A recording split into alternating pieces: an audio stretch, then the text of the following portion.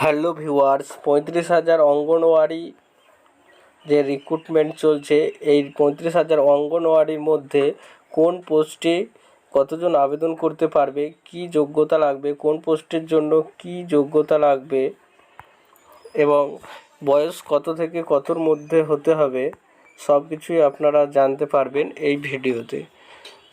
এবং পরীক্ষার সিলেবাস কী রয়েছে, এলিজিবিলিটি ক্রাইটেরিয়া কী রয়েছে, কবে পরীক্ষা হবে, কোথায় গিয়ে আবেদন করবেন, সবচেয়ে গুরুত্বপূর্ণ যেটা কোথায় গিয়ে আবেদন করবেন, সব বিষয়ে কিন্তু এখানে আলোচনা করা হবে। তো ভিডিওটা স্কিপ না করে সম্পূর্ণটা ভিডিওটা দেখবেন এবং দেখার পরে অবশ্যই আপনার বন্ধুদেরকে বান্ধবীদেরকে শেয়ার করতে ভুলবেন না। তো চলো ভিডিওটা সম্পূর্ণ দেখা যাক। 35,000 অঙ্গনওয়াড়ি আমি আগে আলোচনা করেছিলাম এক পাতা, আমি ডেসক্রিপশানের লিঙ্ক দিয়ে রাখবো, আপনারা চাইলে ওখান থেকে এক পাতাতে কি বলা ছিল সেটা একটু দেখে নিতে পারবেন।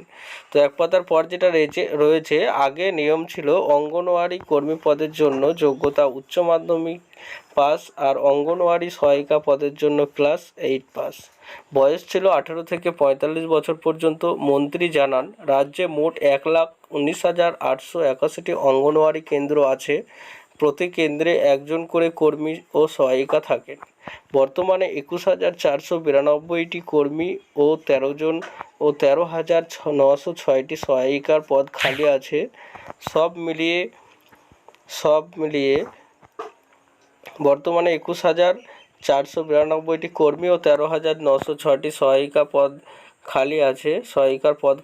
সব মিলিয়ে 35,398টি শূন্যপদ এবার পূরণ করা হবে এই দুই পদের জন্য। তাহলে দুটি পদ এখানে খালি আছে। তো এই দুই পদের জন্য বয়স এবং শিক্ষাগত যোগ্যতা, প্রার্থী বাছাই পদ্ধতি ইত্যাদি দেওয়া আছে, আমি পরপর বলবো, আপনারা দেখবেন। দেখুন, শিক্ষাগত যোগ্যতা কি বলেছে। শিক্ষাগত যোগ্যতা বলেছে অঙ্গনওয়াড়ি কর্মী ও অঙ্গনওয়াড়ি সহায়িকা পদে যে কোনো শাখায় উচ্চ মাধ্যমিক পাস হলেই কিন্তু আপনি আবেদন করতে পারবেন। বয়সটা কি বলেছে দেখুন, বয়সটা বলেছে 18 থেকে 35 বছর। প্রার্থীকে সংশ্লিষ্ট গ্রাম পঞ্চায়েত বা ওয়ার্ডের বাসিন্দা হতে হবে। তো শূন্যপদ কি বলা রয়েছে, কোন কেন্দ্রে কটি শূন্যপদ আছে, তা সংশ্লিষ্ট ICDS কেন্দ্র, CDPO অফিস, পঞ্চায়েত অফিস বা BDO অফিসে পাবেন। তো আপনারা এই ধরনের সমস্ত কিছু তথ্য সবথেকে গুরুত্বপূর্ণ, এটা কোথায় পাবেন, এটা দেখুন আপনি পঞ্চায়েত ও BDO অফিসে পাবেন। পঞ্চায়েত অফিস বা BDO অফিসে কিন্তু আপনি পাবেন। প্রার্থী বাছাই পদ্ধতি দেখুন, প্রার্থী বাছাই কিভাবে করবে সেটা দেখে নিন।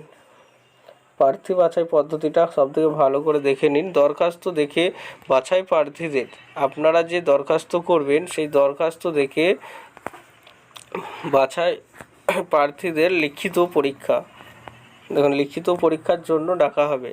তারপরে সফল হলে ভাইবা টেস্ট, লিখিত পরীক্ষার থাকবে 90 নাম্বার। লিখিত পরীক্ষাটি আপনার হবে 90 নাম্বারে। এর মধ্যে 75 নাম্বার হবে আপনার অবজেক্টিভ মাল্টিপল চয়েস টাইপের, অর্থাৎ MCQ এইসব বিষয়ে। এবার সিলেবাস কি রয়েছে, সিলেবাস রয়েছে পাটিগণিত ক্লাস 8 মানের, ক্লাস 8-এর যে সমস্ত পাটিগণিতের অঙ্ক থাকে সেই মানের অঙ্ক থাকবে 20 নাম্বার।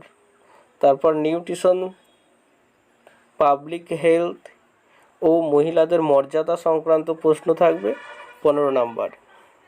এটা গেল অঙ্ক থেকে। এবার আপনার ইংরেজি রয়েছে কি, অঙ্ক আর নিউট্রিশন গেল। এবার আপনার যেটা থাকবে সেটা ইংলিশ ল্যাঙ্গুয়েজ, ইংলিশ থেকে 20 নাম্বার থাকবে।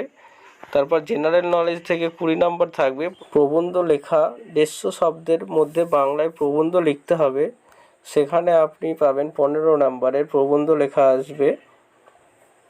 এরপরে ইন্টারভিউ থাকবে 10 নাম্বার, ইন্টারভিউ হবে আপনার 10 নাম্বার। এই সমস্ত কিছু যিনি যে এলাকায় বসবাস করেন সেখানকার BDO অফিস ও CDPO অফিস কিংবা পঞ্চায়েত অফিসে বিস্তারিত তথ্য পাবেন। কোনো পঞ্চায়েতে দরখাস্ত নেওয়া শুরু হয়েছে, কোনো পঞ্চায়েতে দরখাস্ত নেওয়া শিগগিরই শুরু হবে।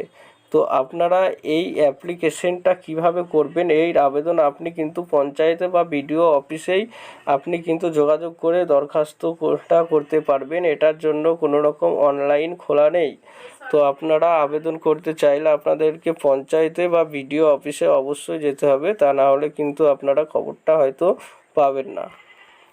তো আবেদনের ব্যাপারটা জানতে পারলেন। প্রসঙ্গত উল্লেখ্য, অঙ্গনওয়াড়ি কেন্দ্রে প্রায় 35,000 শূন্যপদ পূরণ করা হবে। এই সংক্রান্ত খবর গত বছর 23শে সেপ্টেম্বর কর্মসংস্থান পত্রিকায় বিস্তারিতভাবে প্রথম দেয়া হয়েছিল। তো আপনারা বুঝতে পারলেন যে বয়স কত লাগবে, কোন কোন পদে আবেদন করা হবে এবং কোথায় আপনারা আবেদন করতে পারবেন, কিভাবে আবেদন করবেন, সমস্ত কিন্তু এই ভিডিওতে বলা হয়েছে। এবং আপনি যদি চান তো আগের ভিডিওতে ডেসক্রিপশানে লিঙ্ক দেওয়া থাকবে, ওখান থেকে আগের ভিডিওটা আপনি দেখতে পারবেন। বন্ধুদেরকে অনেক অনেক শেয়ার করো, কেউ যেন মিস না যায়। খুবই একটি ভালো একটি জব রয়েছে মহিলাদের জন্য। তো ভিডিওটাকে বেশি বেশি করে শেয়ার করবেন। ধন্যবাদ। ও এই ধরনের আরও ভিডিও পাওয়ার জন্য চ্যানেলটি অবশ্যই সাবস্ক্রাইব করে রাখবেন, কারণ এই ধরনের ভালো ভালো খবর, এই ধরনের ইম্পর্টেন্ট ভিডিও আপলোড করা হয়ে থাকে। ধন্যবাদ।